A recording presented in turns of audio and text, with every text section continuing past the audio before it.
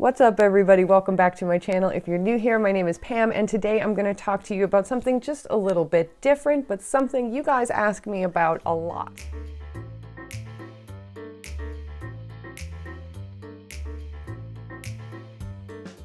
And that is, how do I start a YouTube channel in 2020? What do I need? How do I pull it off for cheap? How do you do it? I have all the answers for you in this doozy of a video, so get comfy, grab a snack, and let's get into it. So right off the bat, the first thing that I want to tell you is that if you are considering doing a YouTube channel, if it's something you've been thinking about for a long time, you can't get it out of your head, you really want to give it a shot, you just need to do it. There's nothing I can tell you in this video that is going to teach you more than experience. So if you need somebody's permission to try, you're getting mine right now. I'm going to try to keep this as succinct as I possibly can, but I'm also going to include some timestamps so that you can jump around if you want to, and you'll find those down below in the description box. So let's get comfy and start thinking creative shit. So let's think about big picture stuff. What is it that you want to do with your YouTube channel, and who is it that you want to reach? So you want to think, are you here to educate? Are you here to entertain? Or are you here to do both? And who is it that you're looking to educate or entertain? A lot of times people will start YouTube with the intent to be sort of like a lifestyle vlogger, and I can tell you that that's kind of a difficult thing to grow from the jump. Usually you have to sort of win people over, have them interested in your life before they're willing to follow videos about your life. Basically, channels that serve some kind of need, be it solving a problem, maybe that's answering what to do about a certain kind of pest on a certain kind of plant, or maybe you're here to entertain, make people laugh. I like to think that I am here to do both. I like to teach people what I know and what I've learned, but also do it in an entertaining and amusing way, which some people think I accomplish. I'm some people. I think I do all right. You want to decide how often you want to post. A lot of people will sort of ask me what's the right amount, and there really isn't one. I would say start out with trying to do one video a week. I think that's a really good way to learn, and when you think about it, you really don't want to gain subscribers too fast right away, because if you're still learning how to make videos, you don't want a lot of attention on you as you go through your awkward video adolescence, if you will. I'm glad that I got my first videos out of the way while only, my friends from Facebook were watching them. I think it's a good idea while you're brainstorming your channel, what you want to do with it and who you want to do it for. It is a good idea to also come up with a list of topics, just video ideas that you want. You don't want to get stuck in a position if you do end up catching a little wave, and people start subscribing to your channel.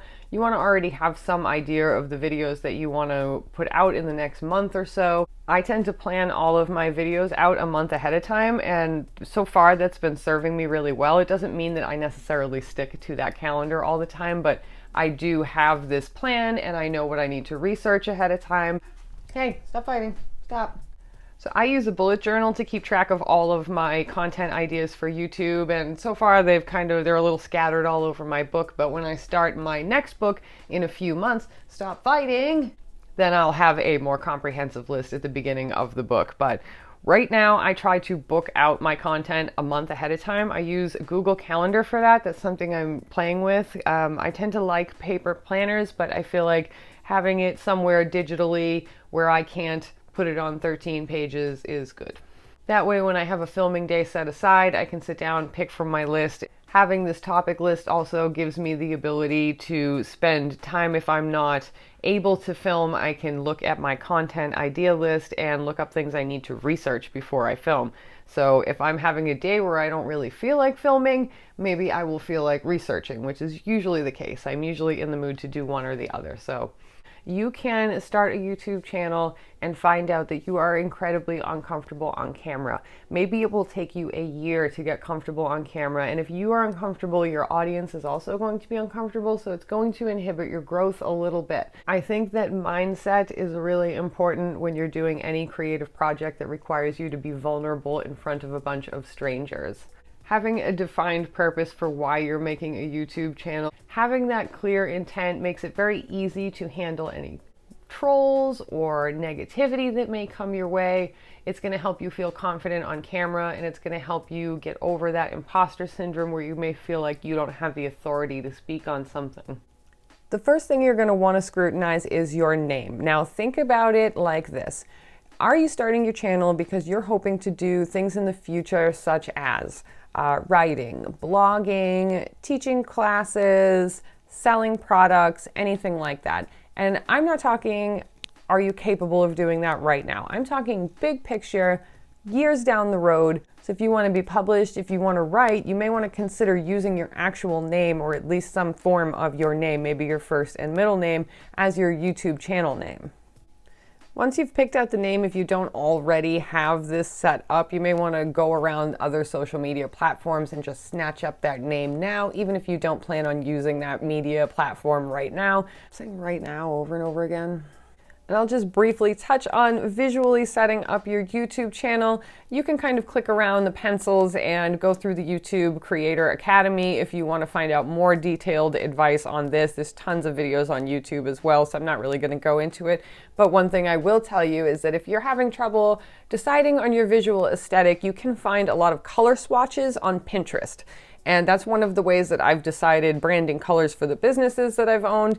I'm not great with pairing colors as much as somebody who's, say, majored in graphic design, so I let professional people do it, and then I just use their color swatches for inspiration. You don't have to reinvent the wheel, or the color wheel, or any kind of wheel. I'm gonna shut up now.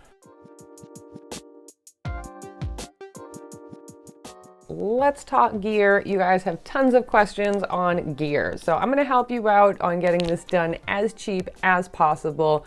So I don't know if a lot of you know this, but I film, edit, and basically do everything YouTube related on my iPhone 7 Plus. This is not because I set out to use a mobile phone to do this. It is because that is what I have. I do have a DSLR camera that I could use that would look probably much better, but I do not have the computer capabilities to edit video on that level. I don't have a Mac. I have a crappy little HP laptop that barely limped its way through my college career. So what I use to edit on my phone is iMovie, which is a free app. And I know a lot of you asked about things that were not Apple related. I also use Video Shop, which I find to be incredibly helpful. And Kinemaster is another really good app for editing video. Definitely check out the description box below because I'm going to include a whole bunch of links to resources and free apps and anything I can find to help you guys edit your videos for free. I do get questions about sound, and I tell you this now. Sound makes or breaks your viewer retention. And what that means is how long somebody is watching your video. If your sound is abrasive, if it's hard to understand you, if there's a lot of background noise or some annoying noise. I have watched YouTube videos where people's smoke detectors are making that little beep beep noise, and I cannot tell you how that unravels the very, very fine threads that remain of my sanity. Is everyone as dramatic as me? No, but bad sound really does hurt viewer retention. So consider, if you're going to buy anything to get started on YouTube, buy a microphone. The lavalier microphone that I have pinned to me right now is so good that you can hear the molecules in my brain, or what is left of them. So it's almost a little too sensitive, but it is really good, and I think I paid $20 for this. I will also link that down below. Now, because I have an iPhone and Apple is incredibly annoying, I have to use the little dongle to be able to plug this into my phone, and I think sometimes that creates a little bit of, you know, noise interference if it gets wiggled around a lot, so I just have to be mindful not to tug on the cord, and then I don't have that problem. If you want to improve your sound without purchasing anything and you have an echoey room, you can put cushions, pillows, blankets, all kinds of stuff on your floor, and what that will do will just absorb that bouncing sound that makes it sound like you're in an alleyway or a hallway or some kind of way. I don't even know what I'm saying anymore. So as far as lighting, what I have right now is this setup I'm going to show you. I'm currently filming in front of two clip-on shop lights. I have one pointed at the background behind me because the wood in this house is very dark and I decided to look like a gothic Michael Jackson today. So I had to put some light in the background so that I didn't disappear and look like a floating pale head. Very pale head. It's so pale. So I just unclamp my Sunblaster grow lights off of where they are feeding my plants with light, and I clamp them onto these old cheap tripods that I have. And these are quite inexpensive at the hardware store, or you can just tape that sucker on there, whatever works. If you don't have an umbrella, you can also point one of these lights at a giant piece of foam core. I got this one at the Dollar Tree. And this is going to bounce the light back at your face so that you don't have any harsh shadows the way that you would if you just pointed the light directly at yourself. Not to mention it would be very difficult to see with that bright of a light pointing right in your eyeballs. And of course, if you have the ability to film during the day, maybe on weekends, window light is always the most flattering and beautiful light you can get. If you have a bright room or one with a really good window, especially if there's a maybe sheer white curtain over that window, you essentially have really beautiful lighting for free. I have this rubber-legged tripod, and this thing is infinitely useful. Here's the brand right here. I did buy a couple other variations of this before, and they've all broken, so I really love this one. It's definitely been my favorite. I've had it for almost a year now. It's a great little tripod. So does all this stuff really matter?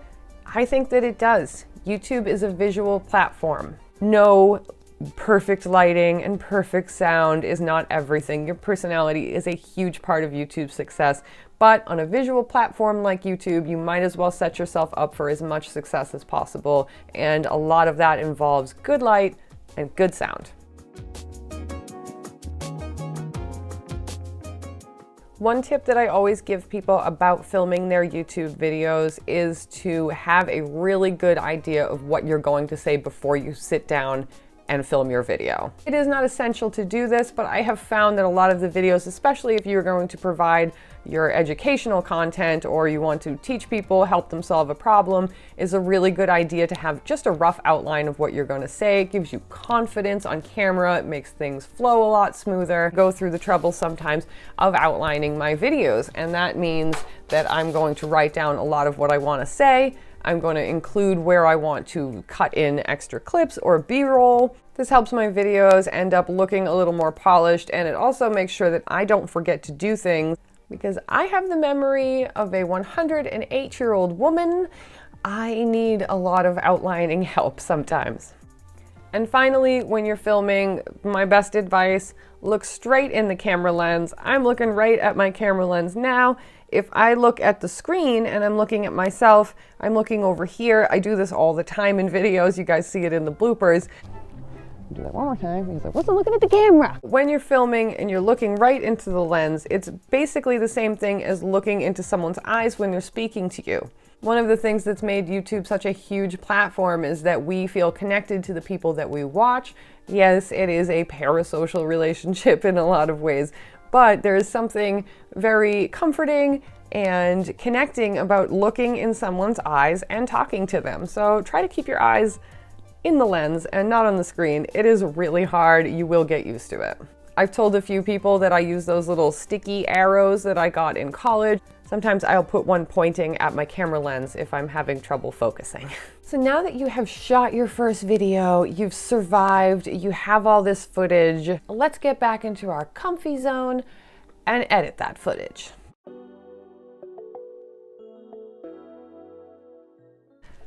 Okay, so we are ready to edit our YouTube video. I like to do this in big, cozy sweaters in bed because it takes a long time for me. So because I edit and film everything on my phone, it does take a little while to edit, but I do think that my phone is significantly faster than my laptop, which is So sad. Editing my videos takes a lot longer than filming my videos, so that's something that you should kind of be ready for, especially if you want to make really polished videos. But even with the bare minimum of edits, expect to spend at least an hour or so just going through and removing any ums or ahs or your breathing. But you have to think about it this way. People's attention spans are diminishing by the moment. I will be amazed if half of you are even still watching this video. So you really want to keep the video dynamic, you want to keep it moving, and you don't want to waste people's time. Get to the point as soon as you possibly can, and if you don't do that in the raw footage, you can do that in the edit. Background music is a nice way to just make things feel a little bit more professional, and it can set a mood, but you want to make sure that you keep it down nice and low. It should be really in the background, and I recommend listening to your videos in headphones and without headphones before you publish them, just to make sure that the audio is very clear and you can hear yourself speaking and the background music isn't interfering with anything. The YouTube free music library has a whole bunch of selections, and I found myself getting really bored with it quickly, so I ended up moving over to Epidemic Sound. I do have a link down below if you want to use my referral link if you want to check it out. But right now I have only used it for about a month, so I'm not going to like really get into it just because I want to test it out for a little bit longer, but so far I'm pretty happy with it. So that's something you can decide down the line if you really want to put more investment into your music, but there are tons of free options, and I will also try to include a lot of those in the description box below. I do highly recommend adding some music to your videos here and there, though. It really does add a nice bit of polish. Outlining your videos also helps you out in the edit because you can make sure that you've hit everything that you wanted to hit and that you don't need to film anything else before you finish up your video. I found that the editing process goes significantly faster if I do outline my videos beforehand, because then I can follow that outline. So even if my filming is out of order, I have the outline and I know which clips need to go where, and I also won't forget any of those extra screens or, you know, cut-ins that I wanted to include. Finally, a lot of you have asked me about free editing software. Now, I can tell you that I use iMovie on my iPhone right now, so that is a free app that I'm able to use, but I know a lot of you don't have Apple products, so you need something else. I do use VideoShop, which I believe I paid a small amount for the Pro version for a while back. It was a one-time charge, and I found VideoShop to be really cool. There's also Kinemaster, which is a very popular free video editing software, and that is the one that is recommended all the time for newbies to start out on. There's also several other ones, and I'm going to link those down below. I know most Windows computers also come with Movie Maker, and that is perfectly sufficient to do your first YouTube videos. Editing's not so much about the software as it is of just timing and pacing and organization. You just need to make the video as easy to watch as possible. As far as thumbnails go, I also use a lot of free programs to make all my visual aids, and that means things that I use in the video as well as my thumbnails. And you can use Canva for things like that. I also use PicMonkey a lot. Adobe Spark has a lot of free features that are really cool. You definitely don't need to pay for anything to get started on YouTube. If you have a smartphone, you really have all you need. So now you have edited your first YouTube video, or maybe you have edited a video with a fresh set of eyes. So now what?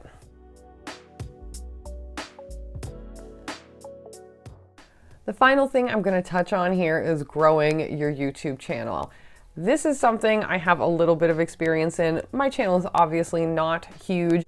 I refuse to put a disclaimer at the beginning of this video, but I will say I am aware that I don't have 20,000 or 100,000 subscribers, but what I do have is experience twice now of growing a channel pretty quickly over a month or two's time, and being able to ride that wave and keep gaining subscribers, keep getting in front of people, keep getting into suggested.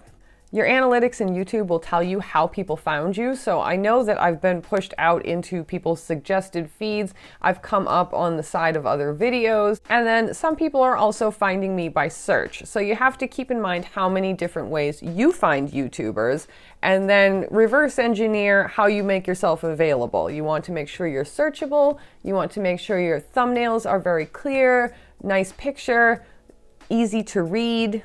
You want your titles to have some keywords, some searchable terms. For example, if you're filming a video on how to treat spider mites on philodendrons, you would want philodendrons and spider mites in your title. YouTube has recently mentioned that they don't actually care too much about the tags that you choose to put on your videos, but I suggest using them anyway. You have the ability to add those when you're uploading your video. Again, you want to think of what people would search for if they were looking for something like your video. And you could put whole sentences in those tags. So another big factor in the growth that I've experienced on YouTube has been Instagram. I was already fairly active on Instagram, but when I started posting plant content and I opened my account up to be a public account, that was when I started networking with a ton of other plant people. And when I started posting the videos, I was able to share them out on Instagram, and that gains about 30% of my direct clicks to my videos. So that's kind of cool. That means that I have people who maybe would not know that I posted a video if I didn't post it on my Instagram. So I suggest being active on some forms of social media.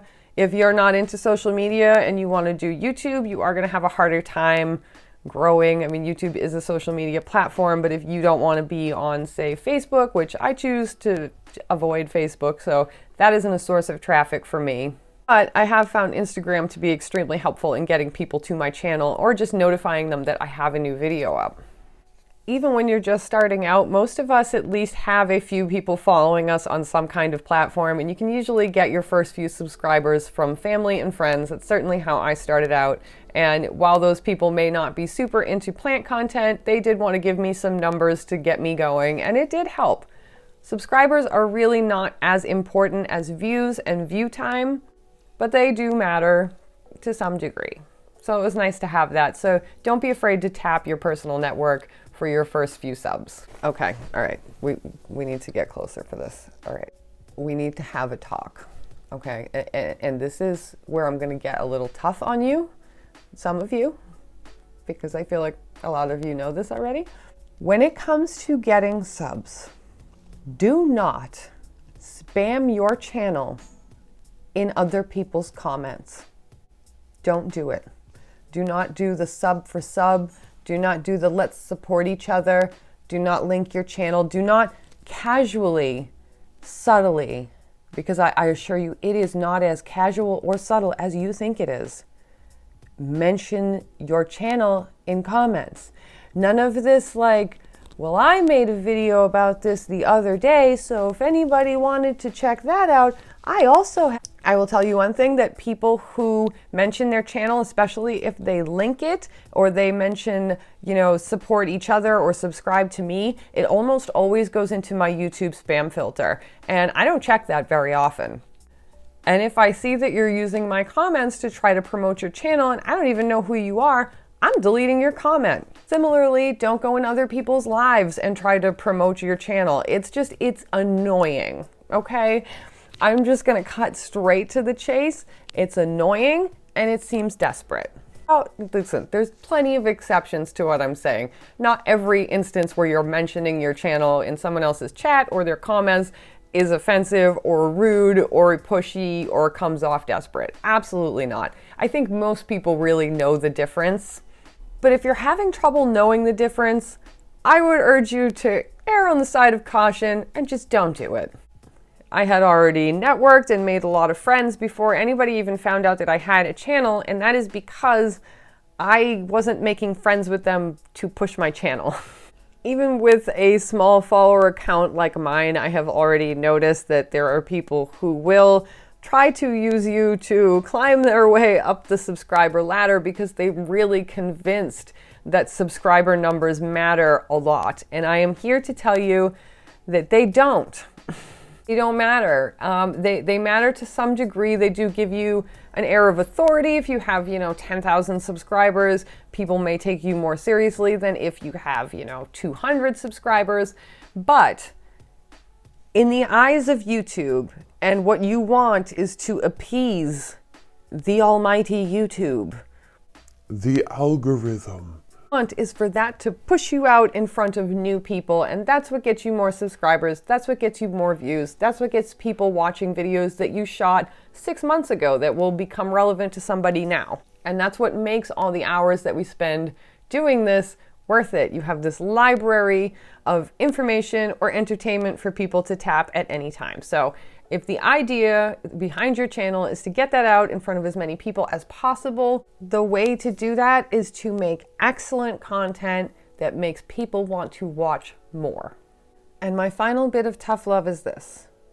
No one on this planet owes you 1 second of their time.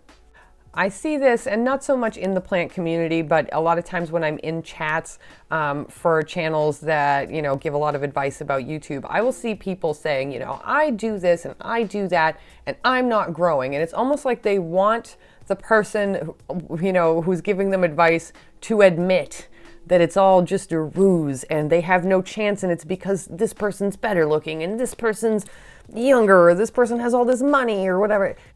And when it comes down to is, if you make good content, people will watch it.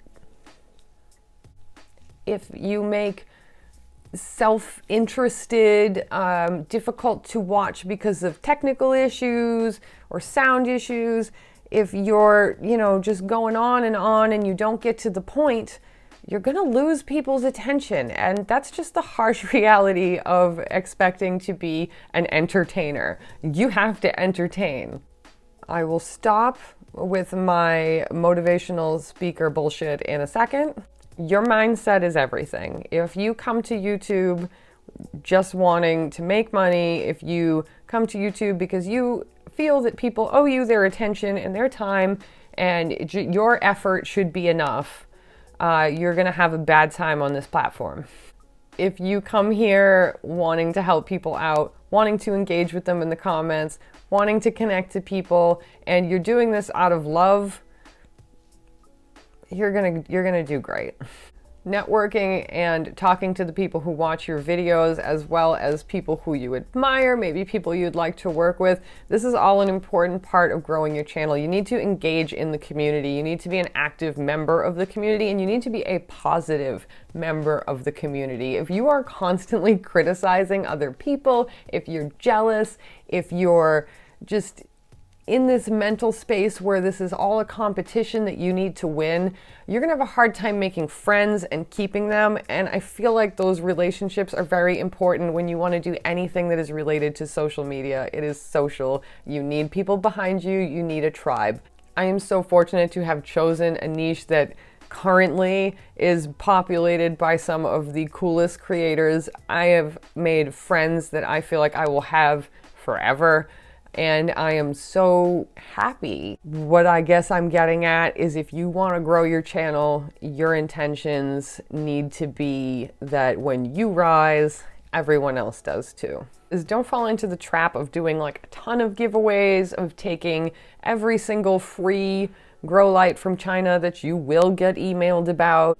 You shouldn't be accepting every single sponsorship or code opportunity or free item that you are offered and then pushing it out at your subscribers.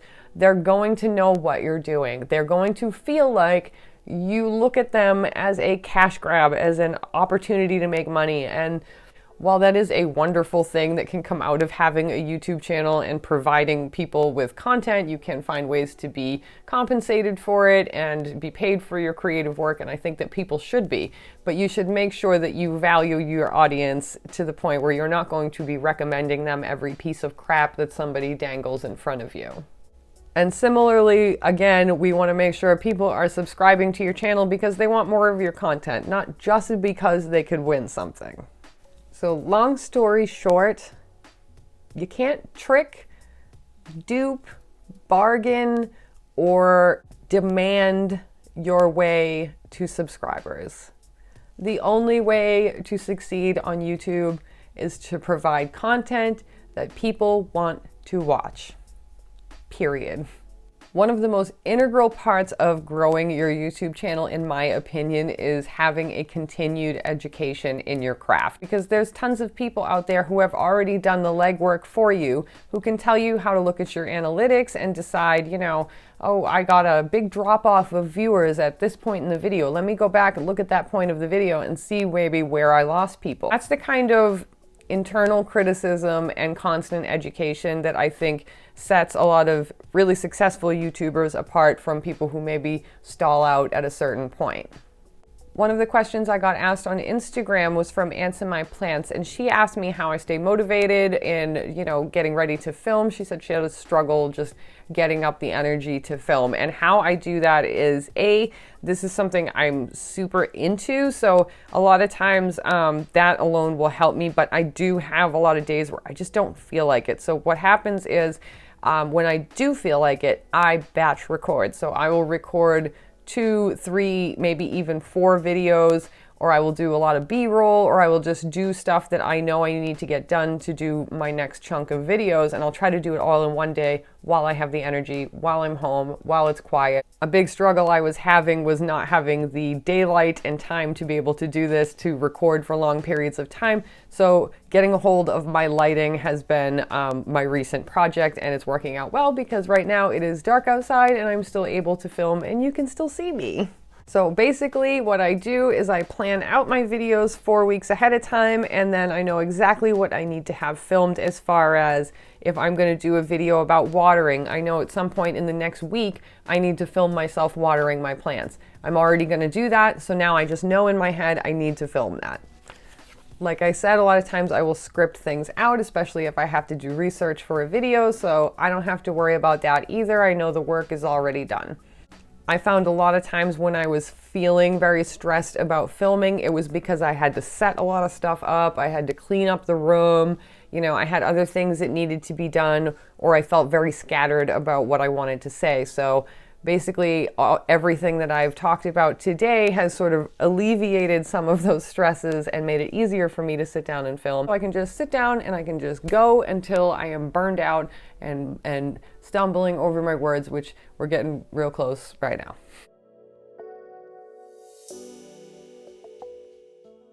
And the very last thing I want to tell you about starting a YouTube channel sounds a little cliche and silly, but it needs to be said. Be yourself. One of the most common compliments that I get on this channel, and I can't tell you how good it feels to get a compliment like this, is people saying thank you for being real, or that they like me because I'm real. That word comes up all the time. And a lot of times when people do give me this really sweet compliment, they also follow it up with a little zing on other YouTubers. And sometimes I'm like, some of those people are my friends. But I think that what they're saying is because I'm so willing to show you guys when I screw up. I'm willing to give you my honest opinion.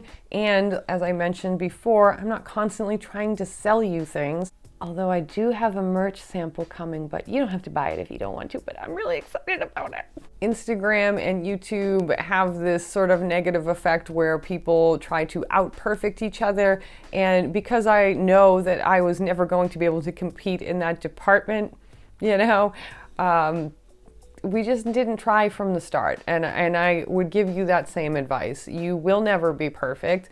You probably can't compete with the people with the $8,000 veneers, it's just, you're just gonna be your bumpy cat hair ridden self, but people will like you anyway. So I have talked so much in this video and I still have so much more B-roll to film, so I'm going to shut up and I'm gonna open up the floor or the comments down below. Leave me any questions that you might still have about making YouTube videos, be it gear-wise, editing-wise. Make sure you check the description box so that you can check out all the resources that I put together for you.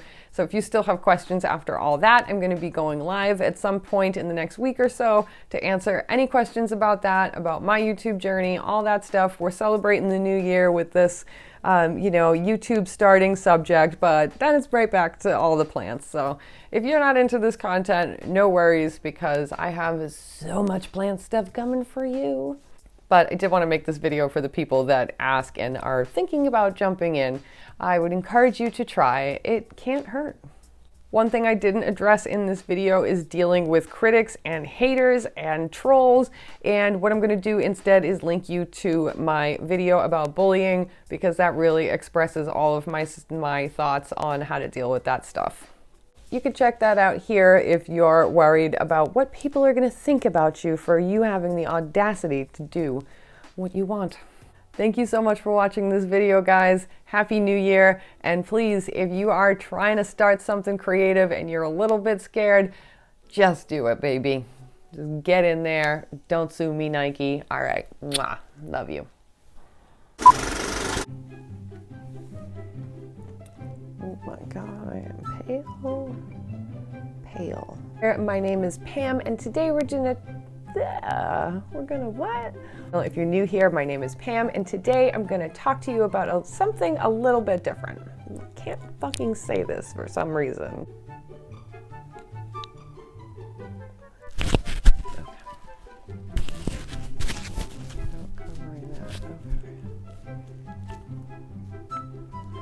So, hey, stop fighting. Stop. Please. Jack. Get. Having this, we have edited the video. We are ready. We are ready to go live. Not live.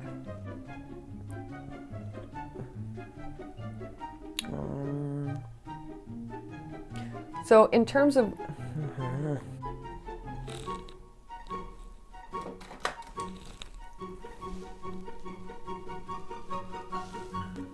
that I know is just not appreciated on YouTube is fake stuff. It's just fakery, just bullshittery.